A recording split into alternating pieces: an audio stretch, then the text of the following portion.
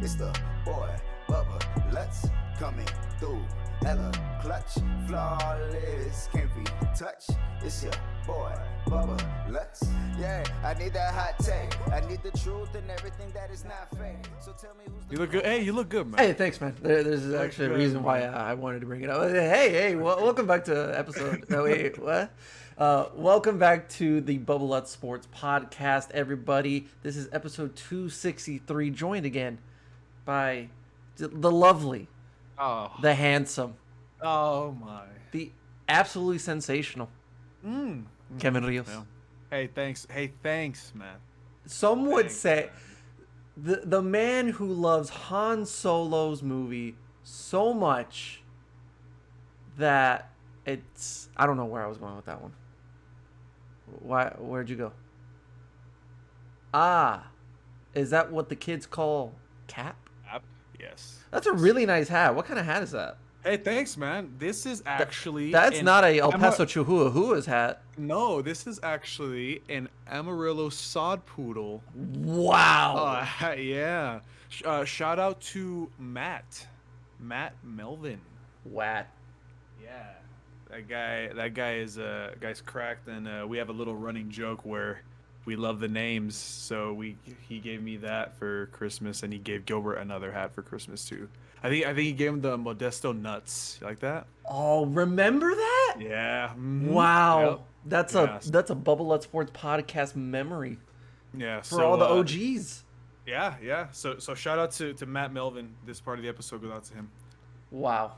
Look at us, just giving shout outs left and right. Look at us. It's just it is what it is. Hey man, here we are. Toward the middle part of the week, we put out some great content on the YouTube channel. Yeah. But I think it's fair to say that the audience, the Bubba Bunch, everybody who listens to this podcast, they're here for the good stuff.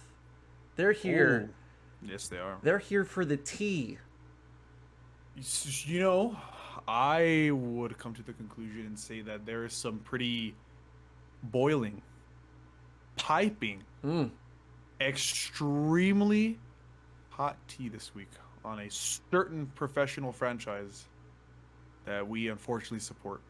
Unfortunately. Now that you say that, because that's a perfect segue. So, like I mentioned, I did get a haircut.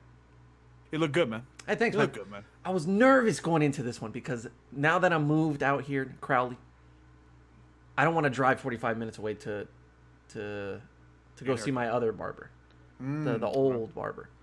So, I'm looking, trying to see what's in the area. Found this guy. That hurts. That's like a breakup. Yeah, it really hurt. Yeah. Like before I left, I was like, if I ever see you again, believe me. Yeah. I will be here. But found this guy named Reggie. Go in there. About 15 minutes away from my house. Okay. Go in there. Typical, introduce yourself. Hey, how you doing? Yeah.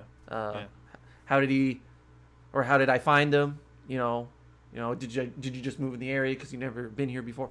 And so you would just do casual small talk, right? Small talk, yeah. Casual small talk. So then, I'm noticing a lot of basketball stuff in the barbershop. So I'm like, oh, you a big basketball fan? He's like, yeah, I like basketball, I like football. And then I was like, oh, who's your team? And he was like, Eagles. And I'm like, ooh, that one hurt. Time to find a new barber. Well, I made the joke. I was like, I don't know if this is going to work out, but, And then he was like, are you a Cowboys fan? I was like, unfortunately, yes, I am. I chose that life. And then so we get to talking, and then one of the guys that is a Cowboys fan as well, Reggie, said, oh, yeah, my boy over there has been giving me crap all year because, how the Cowboys are doing, how the Eagles, even though, they're making the playoffs, it's been rough, but... Yeah. And then he's like, yeah, you didn't even, watch the Super Bowl when they won it. I was like, oh, man, that's crazy. And then someone brought up the Super Bowls. When they're talking about trash talk, like, oh, he always gives me shit for this, gives me shit for that. And then he's like, oh, yeah, but you guys got the 5 Super Bowls. And I was like, I can't really make that argument, man. Like, I was born in 97, so I wasn't there. Yeah. Got another barber in the corner. He's like, you never seen a Super Bowl? And I was like, brother, I'm a Cowboys fan. I barely see the fucking playoffs. That's straight up true, brother. I barely get to see those. And I don't think it's going to be any different this year based on how the fuck they played against the Arizona Cardinals. Yeah. it's an unfortunate truth, and as one of my favorite sayings that as a part of this podcast, it's making me feel numb. I'm past that point. What's the point past numb? Death? Nothing? No, you'd probably be like in a paralyzed state. Well, that's how it feels watching this team play, honestly, because like that score does not. Oh, absolutely not. Does not recognize how one-sided it was throughout that entire game. I don't care if the Cowboys almost beat the Arizona Cardinals. In my eyes, the Arizona Cardinals were the better of two teams that are completely undisciplined, that are filled with so much young talent, potential, that have the makings of doing something great. Both of these teams can do that. It was just a matter of who was better. The Cowboys were the worst of the two. But guess what? Here's the thing about these two teams, is that when going into this matchup, I thought these two teams are exactly what I just explained, but neither of them are ready for the big moment, and they're not ready to be Super Bowl contenders. Yeah. And the Cowboys were the worst of those two.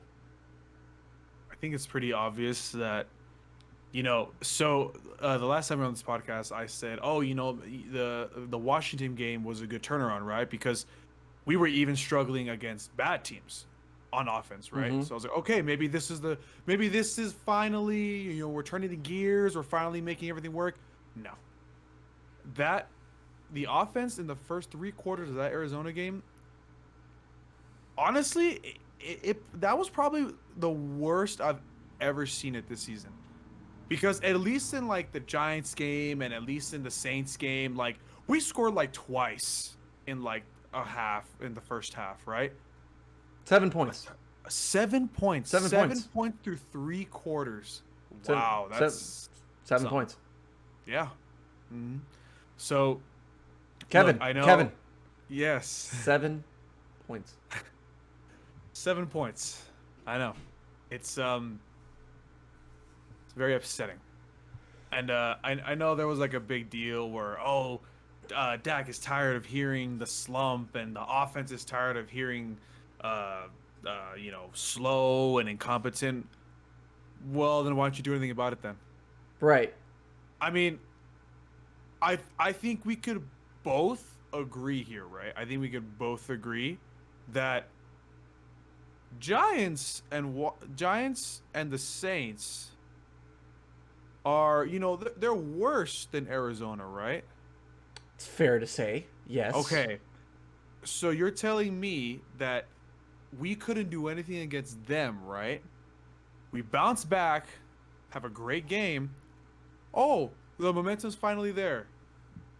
You're telling me we couldn't match a team that, like you just said, statistically, on paper, talent-wise, is literally almost 100% on par with us.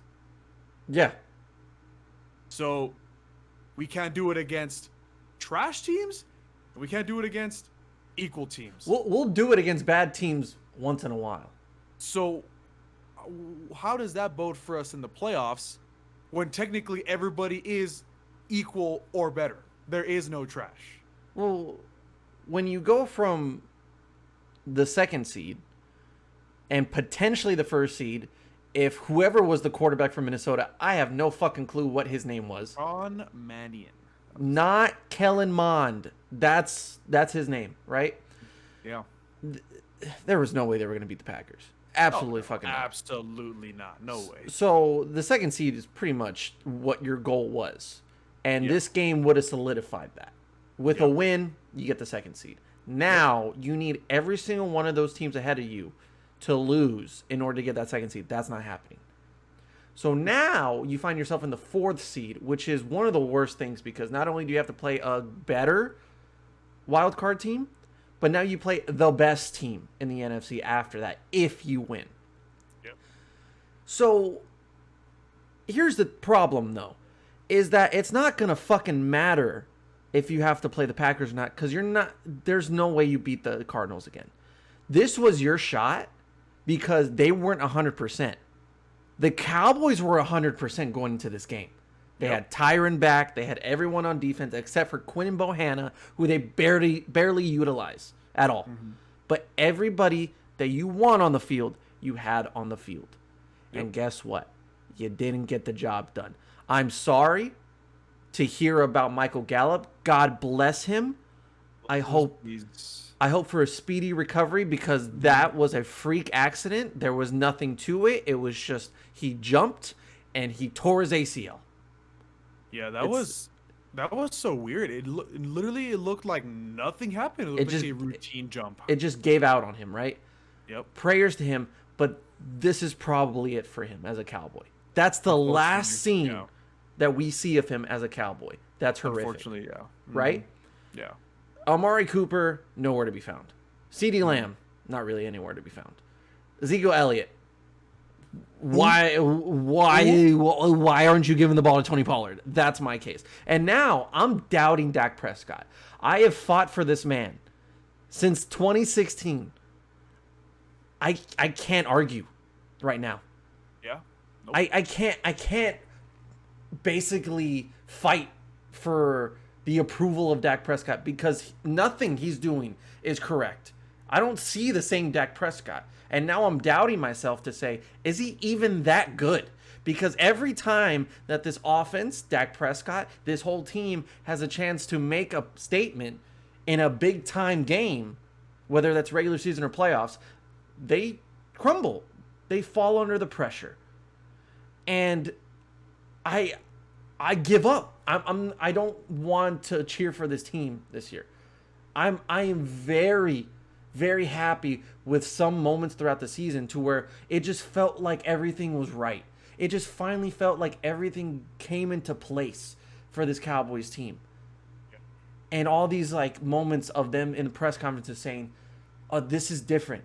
Like, this is our year because our locker room, all these guys are close." I believe that. And I still do to a certain extent. But what you're putting on the field is nowhere near acceptable. It's embarrassing at this point against not even the best teams in the NFL. Arizona's not one of the best teams in the NFL. They're one of the better teams in the NFL. But do you really think that 7 points against the Packers is going to cut it? And then I'm hearing, Kevin, that if they play the Cardinals again, it's going to be different. How? What did we show in this game to say, oh yeah, but if they played them again, it'd be different? Because now you know what they're doing. You didn't stop them the first time. Yeah. How are you going to stop them the second time when you had no idea how to stop them? You're going to blame the refs? You're going to blame... Okay, you're going to blame the refs. Okay, I completely get it. That fumble call, outrageous. But guess what? Guess what? Every team has bad refs. Every team this season has dealt with terrible refs. It's not going to go away with you complaining. But Kevin, answer me this question. Did the refs not score more than 7 points through 3 quarters? Were the refs kicking field goals for you? Or was it Greg Zuerlein? You know what? I believe that was Greg the half leg, because technically if he would have made that first field goal, even with all the bullshit in that game, we would have gone overtime. You mean it? You meant Brett Maher, right? Because I'm seeing the same thing, right? Oh, it's Brett Maher. Oh, my bad. It's gotta be, right? Because no one's that fucking bad. Hire Urban Meyer so you can put him on the coaching staff, kick Greg Zuerlein, and say, "How about you make your fucking field goals, then fire him again?" How about that? Sounds like a good plan to me. But guess what? Yeah. You might want to keep Urban Meyer because he might actually fucking coach, unlike Mike McCarthy. This man... questionable decisions. This man...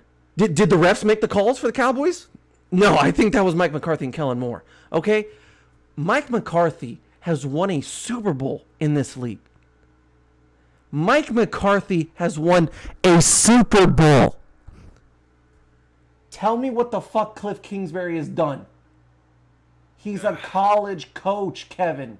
He's a college coach. He was about to be fired if they didn't make the playoffs. And you're getting outsmarted every single quarter by a guy that literally has 3 or 4 years of NFL experience compared to a guy that's been in the league for decades. and you get outsmarted by him. It's kind of funny you mentioned the coaching, because I saw a tweet after the game, and it said Kellen Moore is out there calling a game as if he doesn't have 3 like top 10 receivers, or like 3 top 10 potential receivers in this league. Cedric, if you just I don't know how that just happened. If you literally just had no clue about the Cowboys, if you are watching the Cowboys for the very first time, you have knowledge about football, watching this game, you would think Cedric Wilson is wide receiver 1. Yeah. And that whoever is behind Dak Prescott should come in as quarterback. Yeah. Oh, his name's Cooper Rush? Throw him in. Might as well, because this other guy's ain't doing it. Okay? And whoever's play calling for the Cowboys, shoot him. Get him off the team. You know what I don't understand is, I think we talked about it. We talked about it, I think, last week, right? Where, the Cardinals defense has been pretty good this season, right? I think we could all say here that, in general, the public opinion has been that Cardinals defense has been decent. They're a top 10 defense. Top 5, arguably. They're nothing amazing. They're nothing locked down, but they're good. They're good enough, right? Mm-hmm. Here's the thing, though. So you're telling me that Budda Baker and Byron Murphy, right? Because those 2 guys, at least coverage-wise, are the best on the Cardinals defense, right? Right. So you're telling me that both of those guys covered Michael Gallup, CeeDee Lamb, and Amari Cooper all game? You're telling me that Chandler Jones was covering Dalton Schultz all game? Not even that. Chandler Jones makes Tyron Smith look like Ty Nsekhe out there. You're telling me that Isaiah Simmons, some guy who's literally been questioned his whole, first year and now his second year, is getting to the quarterback when our offensive line is supposed to be one of the best in the league? What's going on here? And look, fair enough. You want to give all the excuses, fine. Even if you can't throw it, let's say the Cardinals are playing the absolute best deep coverage they've ever played this whole entire season against a trio of receivers that obviously arguably are top 10 in the league, right? You're telling me you can't give the ball more to Dalton Schultz? Dalton Schultz has had an amazing season. You're telling me that Tony Pollard isn't fast enough to do a wheel route? A flat route? You're telling me that Zeke... By the way, Zeke had a couple of pretty embarrassing drops, if you remember. Yeah. What's happening? I don't understand the play calling. I don't understand the logic. I don't understand why Zeke is just giving up after first contact. Tony Pollard's over here breaking like 4 or 5 tackles a run, and he's still going for 20. Yeah. We paid that guy $96 million. Jesus. Okay, I'm sorry. It got restructured. My bad. It's now like $91 million or some shit like that. I remember. Oh wow, so worth it. But $91 million for this guy that gets touched on his tricep as he's running past. Oh, that's him. And then you'd rather have that than Tony Pollard, who's breaking it open and is finding holes and bursting up the field. No, let's not use that guy. Let's use the guy that's slower and takes it for like about a yard or 2. What's happening? Kevin, like this Cowboy team, these last 8 weeks, is that what it's buys been now? Yeah. 8 weeks has literally an absolute. I don't even want to say 180. I mean, it's just like they don't even exist anymore. This is not the same team that was during that 16-winning streak. Oh, I don't know what happened. It's not even close. Here's my thing on it, is that I'm giving up on this team because of the lack of logic, a lack of common sense. I was thinking about this at work, and it blows my mind because, yes, every team is different in a way. Every team's offense looks different and how they run things. And if you're a fan of, I don't know, the Eagles, if you're a fan of the Rams, if you're a fan of the Bengals, I don't know, whatever, right? I think we can all agree that when you run a play, your goal is to score. Pretty common sense, right? Yeah. Pretty logical, right? Mm-hmm. How come I see an offense whose game plan is to dink and dunk and say, let's get 3 or 4 yards on 1st and 10 to make it 2nd and 6. So that way, when we throw a little out route or a little flat route on 2nd down, we make it 3rd and 2, 3rd and 1, 3rd and manageable. And then we get the 1st down. These runs on 1st down up the middle, it's to get Zeke about 4 or 5 yards to make it easier to move the chains. The Cowboys want to move chains. Your goal should be to score. Your goal should be to look at the deep shot downfield or set up a big play so that way you could score 6. It's not to settle for a 1st down or to ease your way to a 1st down. This is an offense built to move chains, not to score points. That's the problem. This is entirely built on the offensive line, winning the battles up front. Spoiler alert, you're not going to win every single battle up front. You're not going to beat Chandler Jones every play. You're not going to beat Vita Vea every play. I'm sorry, Tyron Smith, one of the best left tackles to ever do it. He's not going to win every single battle up front because it's realistic future like thinking. It's logical thinking. But this Kellen Moore, Mike McCarthy offense is built to say, because we win the battles up front, we will establish the run. And when we establish the run, we will set up the play action. And when we set up the play action, we will get the one-on-one matchups on the outside. But not anywhere in that game plan says we're scoring 6. It's we move the chains, we take time off the clock, and once we get in the red zone, that's when we'll shoot. When you look at the Bengals, is that their game plan? Oh, that man, Joe Shiesty. You think Jamar Chase is settling for a 5-yard curl route? Or is he trying to go yard? Is he trying to get in the end zone? Best duo this season? Question mark. Joe Shiesty, Jamar Chase? Joe Shiesty and Jamar? Best duo? Well, when your only competition is Aaron Rodgers, Devontae Adams, I would say Joe Shiesty wins that. Who else? Well, Matthew Stafford and Cooper Kupp. So, top three. They squeeze in top 3 because the other one, which is Tom Brady, Antonio Brown, ain't really happening anymore. But we'll get to that in a second. Unless you want to say Kirk Cousins and Jay Jettis over there in Minnesota, but I mean it is Kirk Cousins. It's Kirk Cousins. It's Kirk Cousins. Anyway, back to the Cowboys. Yeah. That's what I'm seeing, okay? And that's why I think Zeke is the number 1 running back in this offense because he fits that more than Tony Pollard, who can break it open and has proven it over these last 3 or 4 years, has averaged more yards per rush, has averaged more yards than Zeke, and yet doesn't get the snaps. Why? Because he doesn't fit the Kellen Moore and Mike McCarthy system of how they're running the offense. It's funny you mentioned that because one thing that I've noticed, and I actually kind of want to see how right I am. Have you noticed? I'm actually very curious to do this. Have you noticed that the first offensive play that the Cowboys run every single game are curl routes? That's it. That's the first play of every single game. Curl routes. That's why you see Amari Cooper catch a curl route first play of the game, and then you never see him again until like the 3rd or 4th quarter. Yeah, because it's just copy and paste week in and week out. Yeah, it's not based on the opponent whatsoever. No, not at all.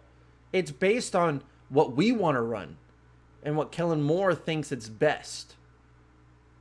My thing about this whole Cowboys offense is this.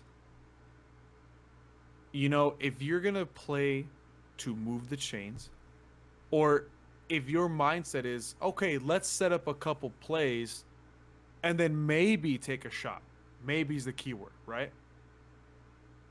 you should be doing that with so much ease. It's ridiculous. You're telling me that Amari Cooper, one of the best route runners in the league, you're telling me that CeeDee Lamb, one of the most versatile wide receivers in the league.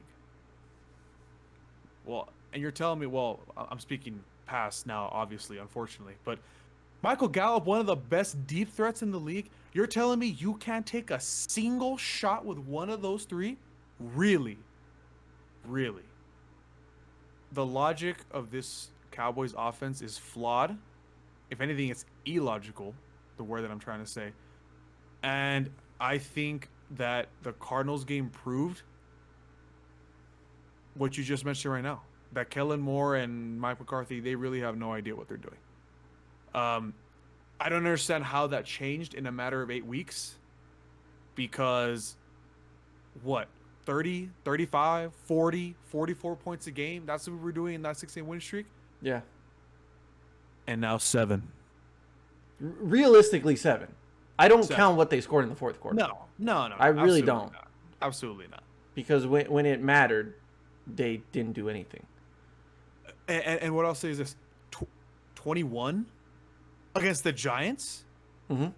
Arguably one of the worst football teams in the league. Mm-hmm. Like, by far. Yep. Like, this team is atrocious. Like, I am putting them below the Lions. Because even the Lions, even though they're still losing, their record does not show what they really are. They actually like their head coach. They show fight, they show poise. Yeah, they might not have all the weapons, they might not have all the key components, but they're still putting up points. They're still putting up more points than the Cowboys these last couple of games, I'll tell you what.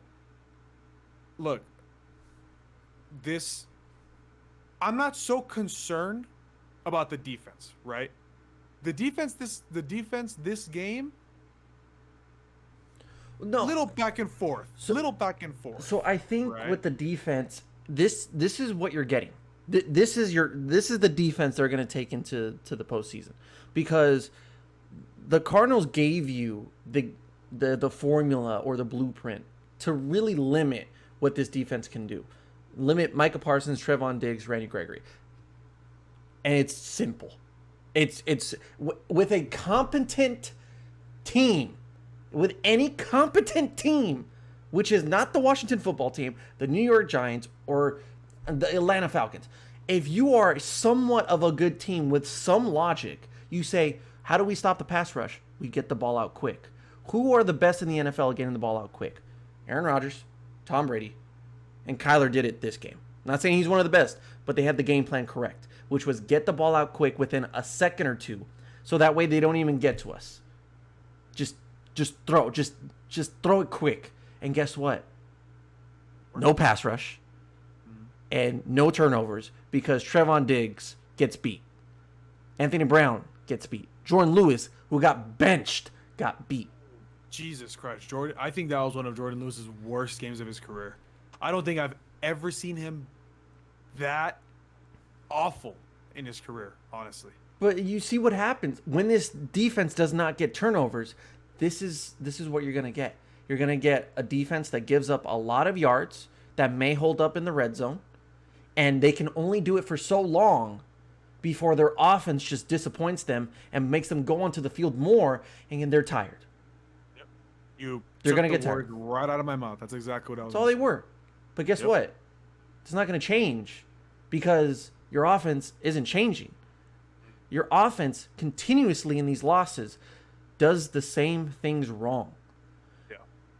Yeah. I was thinking about this. You think the defense is going to complain about being on the field as much if you just score quick? If you just take chances? Of course not. Like, oh my God, I have to go on the field again for another drive because my offense keeps scoring points. Stop it, Dak. Literally the story a week ago against Washington. Like, oh my God, stop scoring so many points. I want to get some rest. Or would you want to be like, oh, this fucking offense can't score shit. Now I got to get back on the field. Which one do you want? I'm pretty sure that Trevon wants the first one. Yeah. So fucking change it up. Change it up. Does this Eagles game fucking matter, Kevin? I mean, no, not really. What do they matter. prove? If they score 70, you'll be like, cool, you did it against the Eagles. Do it against Arizona. And if they don't do it, why couldn't you fucking score 70 against the Eagles? It's a lose-lose. It's a lose-lose. So, moral of the story, and to wrap up this Cowboys bit, yeah, I'm calling a first round exit. I really don't see anything that could convince my mind.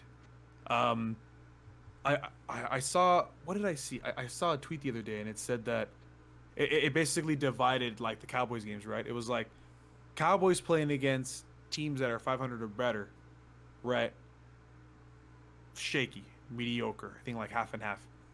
Maybe like barely above 500 or like just right at 500. Let's think about it. What's a good team that they beat? A really good team. New England. New England's a good team. Maybe the Chargers? They might not make the playoffs? Yeah, but you know, I wouldn't say the Chargers. I mean, so the Patriots. So the Patriots then. Yeah. Patriots, if you by statistical record, if you want to put them there, I guess the Chargers, right? If you want to put them there, I mean, you can, but they lost to the Texans. I don't care. Yeah. It's rough. Well, anyway, it was just this thing, and you know, playing against teams that are you know, have a lower record than 500. Oh, they look amazing, but then other than that, it's not there. So yeah, sounds a lot familiar to a head coach that used to be there. Yeah. For a long time. Look, I'm calling it, man. Unfortunately, I'm calling it. I really do see a first round exit. You know what I want? I really don't see anything. You know what I truly want from this playoff game? For them to win, and then for them to go to Lambeau, freeze their ass off, and once again get beaten by Daddy Rogers. Okay, no. But that'd be nice. But because it's a trend. Keep the trend going. Oh, Keep the tradition alive. I don't know about that one. I don't mind getting beat by Aaron Rodgers, just because I know it's gonna happen anyway. Well, I mean, here's my like mindset. Just be disappointed, so you're never disappointed. Expect disappointment, and you won't be disappointed. Are you saying that as an Easter egg to me, or are you saying that in general? That was an Easter egg. You haven't seen Spider-Man?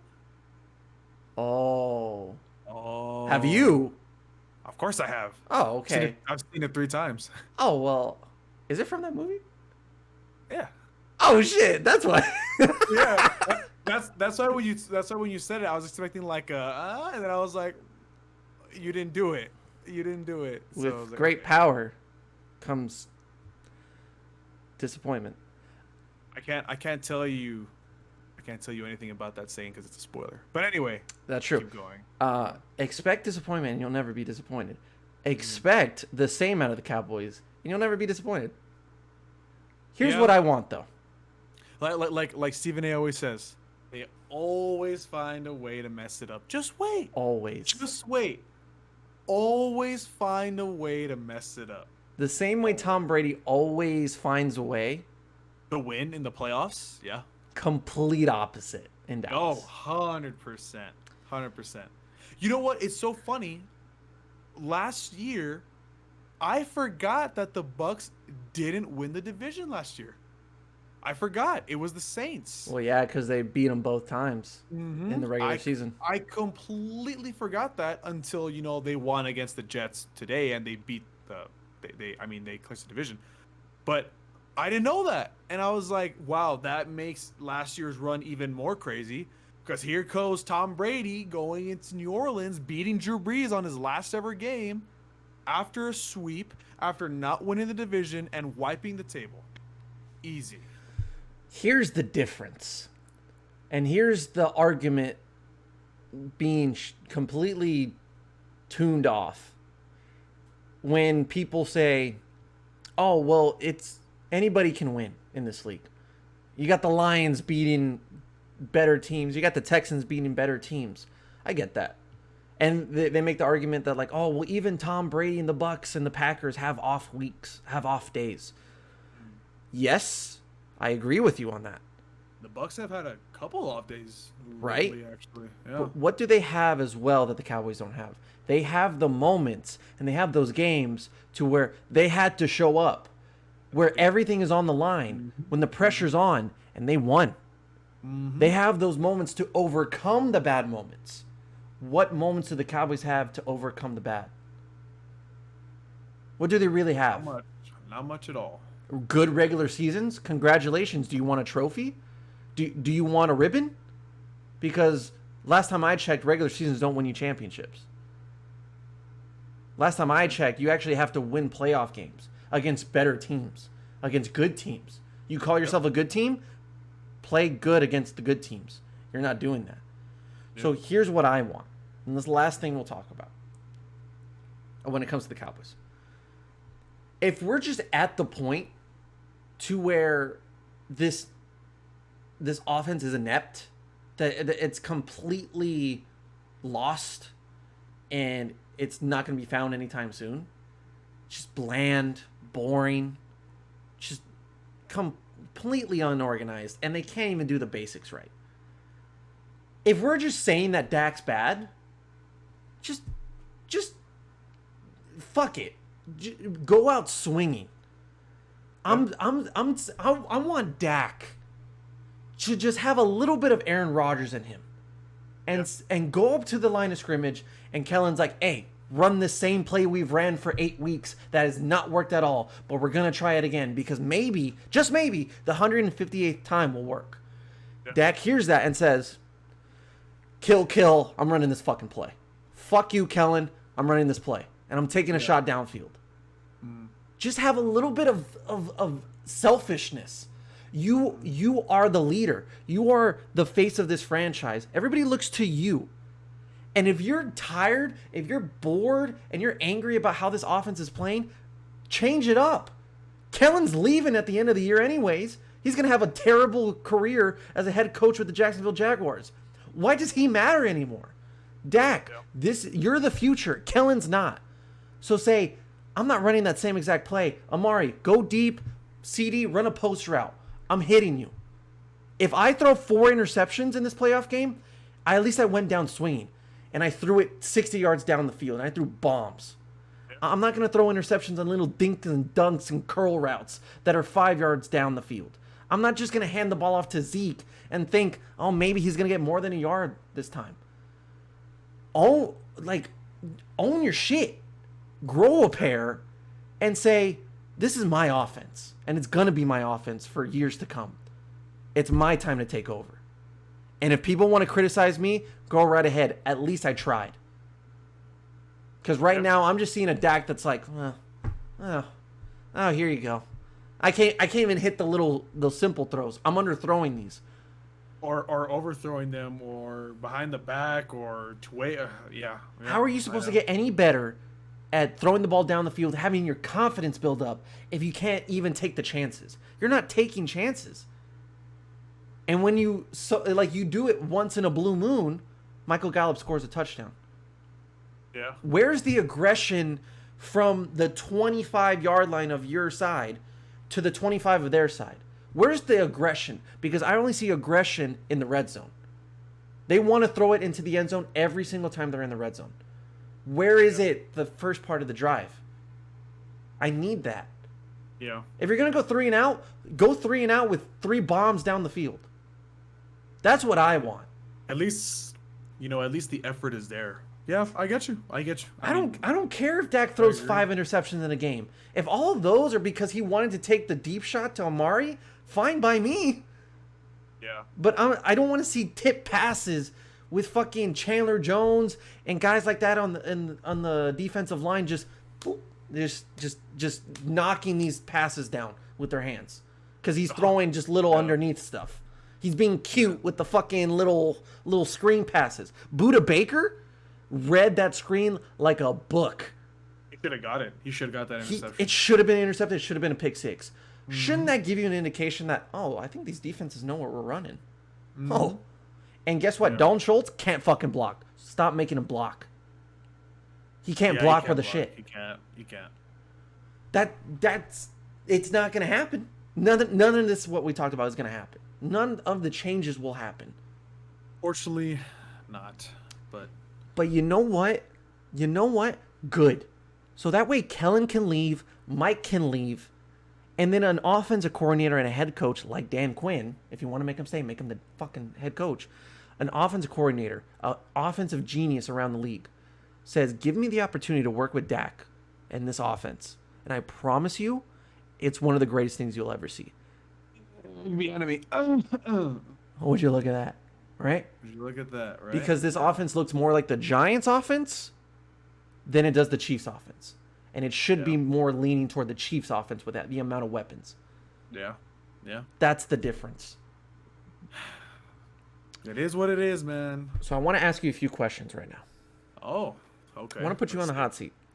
Oh, God. Sir, you are under oath. Oh, am I? So I want you to put your right hand. My right hand? Okay. Let's see. Right hand. Okay. Above your heart. Okay. I pledge allegiance. I pledge allegiance. To the flag. To the flag. Of the Bubba Lutz Sports Podcast. Of the Bubba Lutz Sports Podcast. I blanked on the rest. I blanked on the rest. Oh, wait, what? Yeah. And to the Republic? Let's cut it off here. No. You need the last part. Okay. And to the Republic. For which it stands. One podcast. Under your house. Cam Newton. Under Cam Newton. Okay. Indivisible. With. All right, first question. All right. What do you feel more confident on? Okay. What would you have more confidence in? Let me rephrase that. In like opinionated? There's two options. Oh, okay. Which one do you have more confidence in? Okay. A Cowboys offense in the playoffs scoring more than 20 points. Okay. Or leaning over the FedEx Field railings above the tunnel. Ooh. Which one do you have more confidence in? So basically I'm putting a bet, right? Yes. So okay, can I ask this? What is the over under for this hypothetical scenario? I'm no betting man. What are the initial odds right now? Initial odds from Vegas would say Cowboys offense scoring over 20 points in the playoffs, most likely against the Cardinals. Let's say plus 150. Plus 150. Okay. Which means that if you bet 100, you get 150 if it does happen. Okay. FedEx Field railing above the tunnel falling over minus 1,000. So you would have to bet $1,000 to win $100 because that's how crappy that field is. You know, here's the thing, right? So, judging from past experience, judging from past viewings. Yeah, you're under oath, by the way. Yeah, judging from the 5 videos this season that I saw of literal raw sewage being flooded into the stadium onto patrons. Week one, by the way. Week one, might I add? Yes. You know what? I think I'm booking it with FedEx Field in Landover, Maryland. Okay. Well done. Yeah. Well done. I agree. Also, you know, I gotta lean over because, you know, I don't know if you heard today, sir, but we are officially getting their new name in a month. Oh. Yeah. It will not be Wolves, by the way. No. Red Wolves. On February 2nd, the Washington football team will no longer be called the Washington football team. Any early predictions? And apparently new uniforms as well. The short list is Armada, Presidents, Red Hawks, Colonels. I don't remember, but those are some. Armada sounds really cool. It does sound really cool. I like it. If I saw a little snippet of like the uniforms and how I think it was Doug Williams, former Washington football team member, talked about how sleek and how simple it looked, and it looked nice. I got the feeling of Washington Guardians. That'd be a good one. I like that one. Just the little like instincts. I was like Guardians. Yeah, sounds nice. I really like the Armada. It does. Actually, little fun fact before we move on to the next question. The Guardians are now the name of the Cleveland baseball team. That's why I was thinking that. Well, you can't do that. No, you can't just copy. Yeah, you can't copy. So the Cleveland Guardians are now official because it was going to happen this season. That's right. Yeah. I'm down for Armada because it makes you stand out in the right way, not just the football team, but it's like you don't have a mascot. You're the Armada. You're like, I also like the Red Hawks. It's not that bad. Well, yeah, because there's history to that. Yeah. Oh, and also there was another one, the Red Tails. I'm sorry, that was one of them. That's the one that has history. That was like the World War II fighter pilot. Yeah. I love that. I think they might go for that. Yeah. Question number 2. Okay. Which one is more likely to happen? Oh God. Okay. The Cowboys win a playoff game, or Antonio Brown plays for a full 60 minutes of football? Ooh. I think we have to sprinkle in a little bit of, cryogenic foot freezing. I'm allergic to pickles. I don't know why you brought that up, but okay. Oh, yeah, you're right. We also have to throw in a little bit of fake vaccination card. Yes. By the way, that's illegal. That's illegal. I don't know how we got out of that one, but anyway.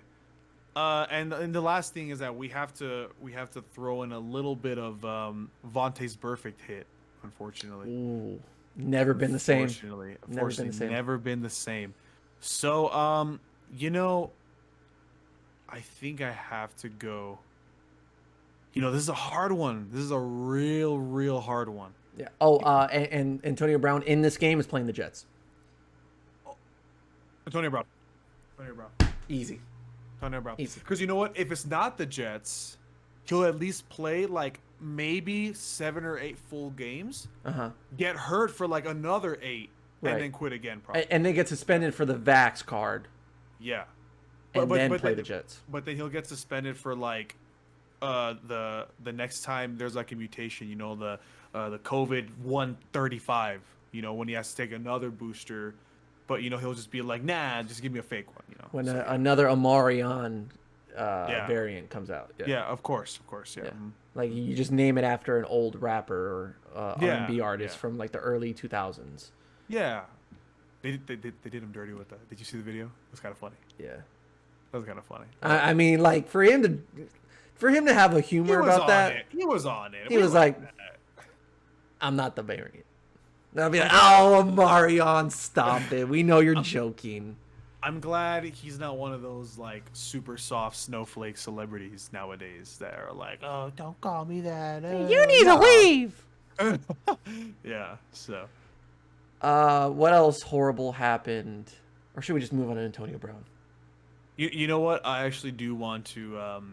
oh, yes. I want to take center stage here. Mm-hmm. I want to take center stage here. Camera, focus on me, please. So, I don't know how to do that. So, I have to eat crow on this one. And it is a pretty sizable crow, might I add. Whoa. Yeah.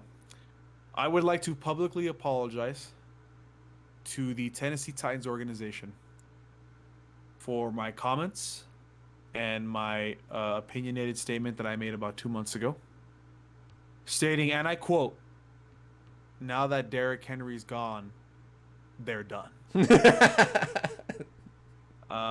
Kevin, why do you say that? What happened this weekend? Because about 2 months ago, I was obviously in a delirious state. Obviously, it was wrong of me to have faith in a $35 million quarterback that, hands off more than he throws. It was wrong of me to have faith in a former top 2 wide receiver that can't stay on the field for longer than maybe a game. And when he is on the field, he gets like 3 catches for 40 yards. And then has to make A.J. Brown carry the load. And that's why A.J. Brown gets hurt because his back is hurting. Who would have saw that coming?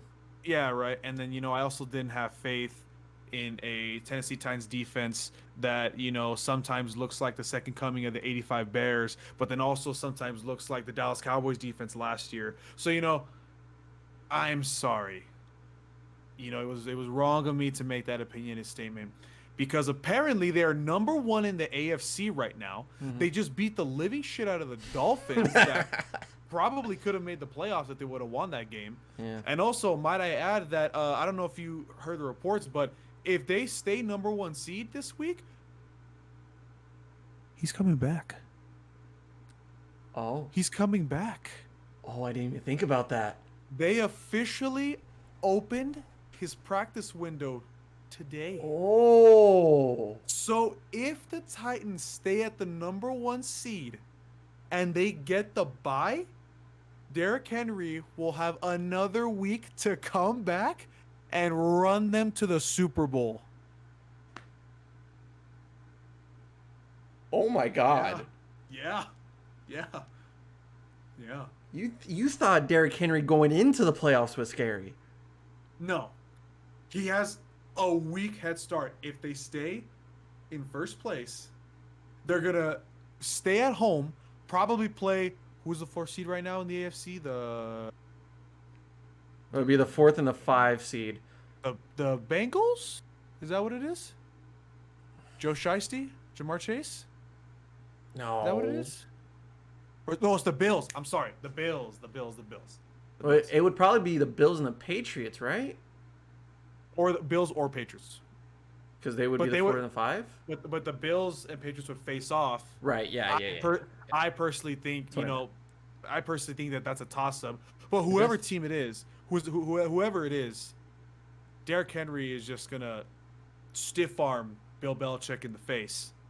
He's running down the side, as he's running 22.7 miles an hour, because that's apparently how fast he runs. At 6'6", 250 pounds, there's literally no one around him, and he's still going to stiff arm Bill Belichick as he runs to the end zone, as they're going to win the games and championship. You're getting a hungry Derrick Henry. Hungry. A pissed off Derrick Henry. Look. I'm not fresh Derrick Henry. I'm not going to say anything. I don't want to make any assumptions. I don't want to make any bold statements.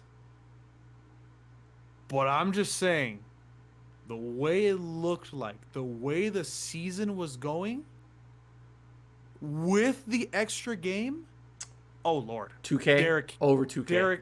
Derrick Henry would have shattered the record. I'm talking like 200, 300, 400 yards over the record. Because he got hurt? Week 8? And he was already at 900 yards? It was like week 15. He was still top 5 in rushing. He didn't play since week 8. Look.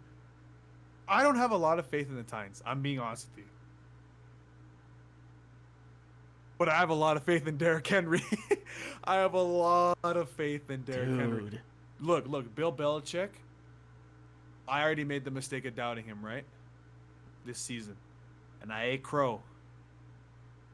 We're talking about the king.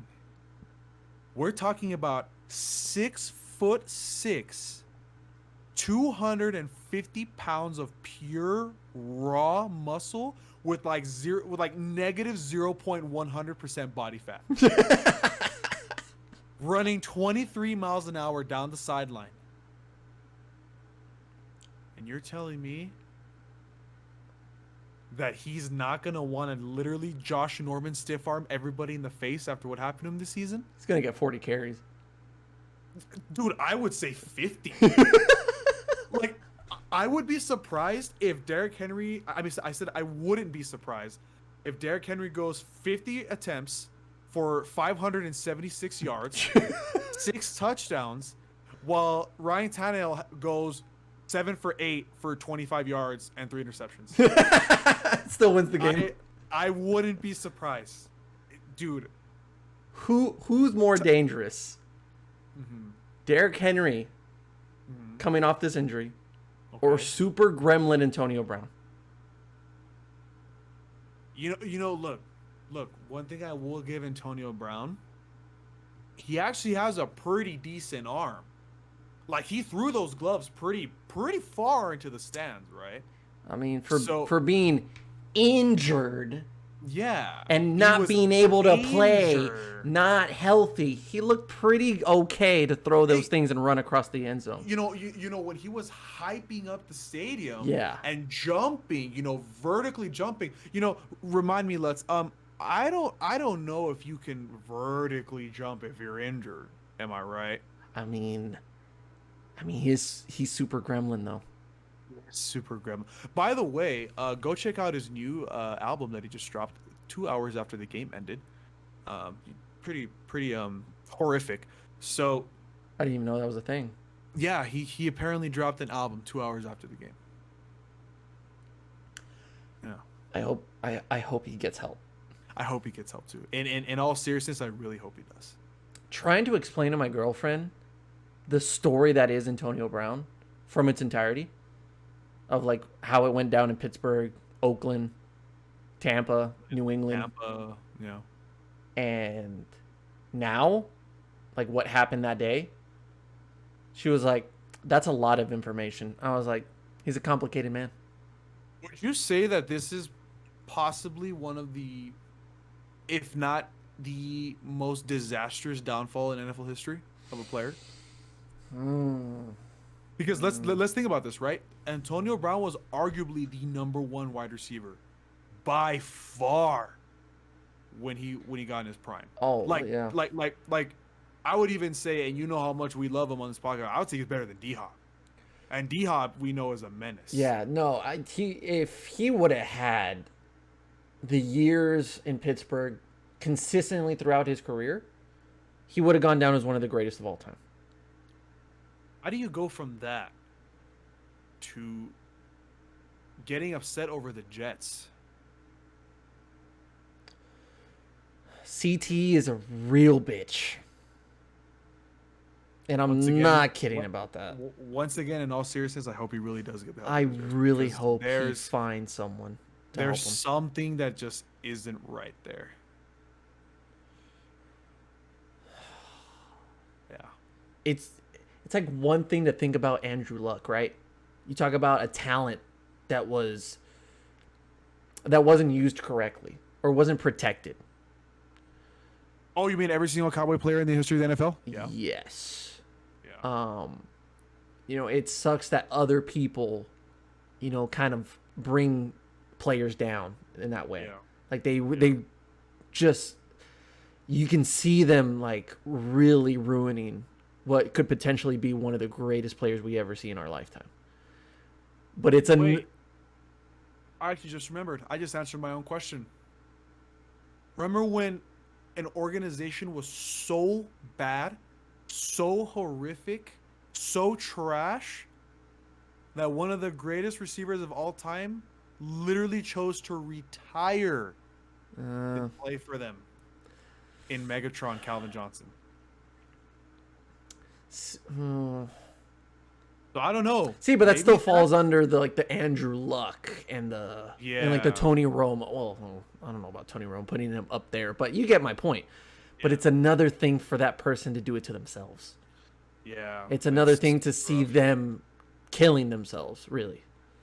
Yeah. Because it's not like others around him are ruining his life. It's not like you can point the finger at someone and say, stop messing with this guy.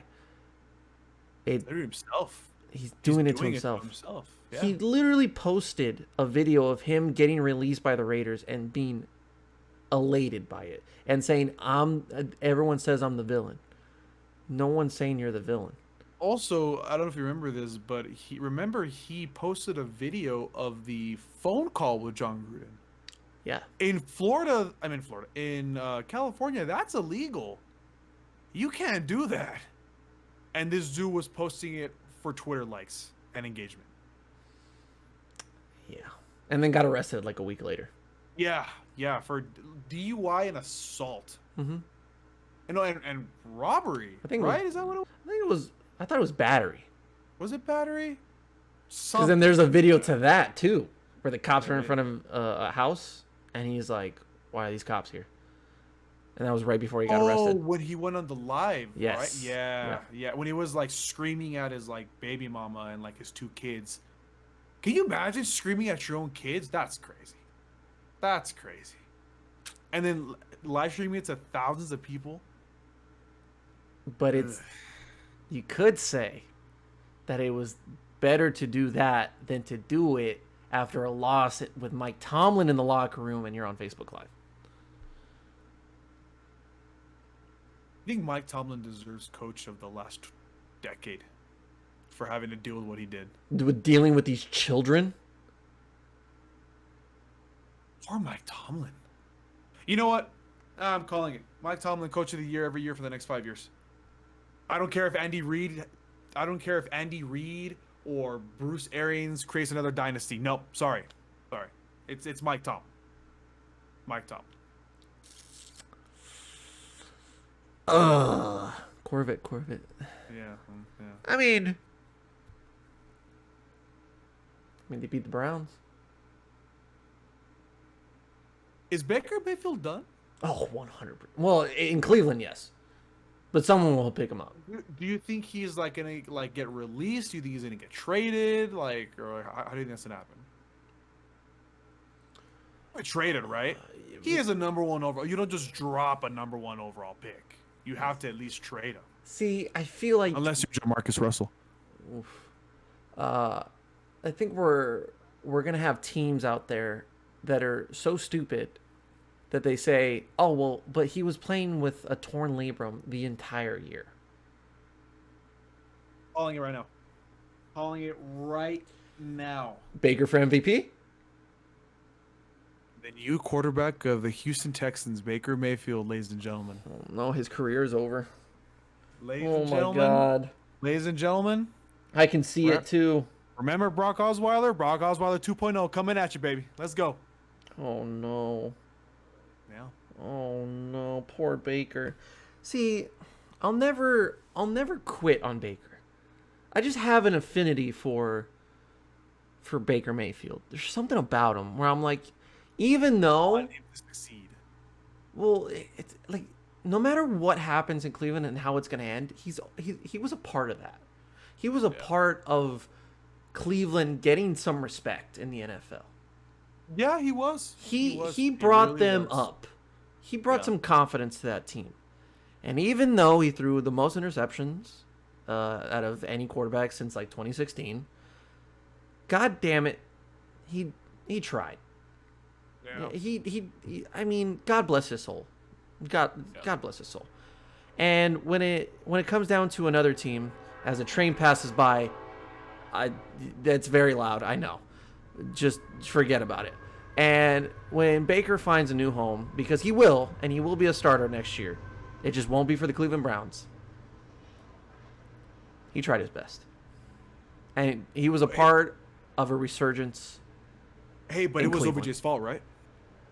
100% OBJ's fault. 100%. 100%. Because you know, OBJ has 5 touchdowns in the last 7 games. We are not doing this again. Right? We're not doing this again. 100% OBJ's fault that Baker Mayfield struggled this year. That he just he was never open. He was never reliable. But it's OBJ's fault, right? Right? Come on. This is gonna. Because Matt Stafford's having a great time with them over there in LA. Dude is literally like self-reviving himself after touchdowns. Dude is putting in armor plates after like a 20-yard catch.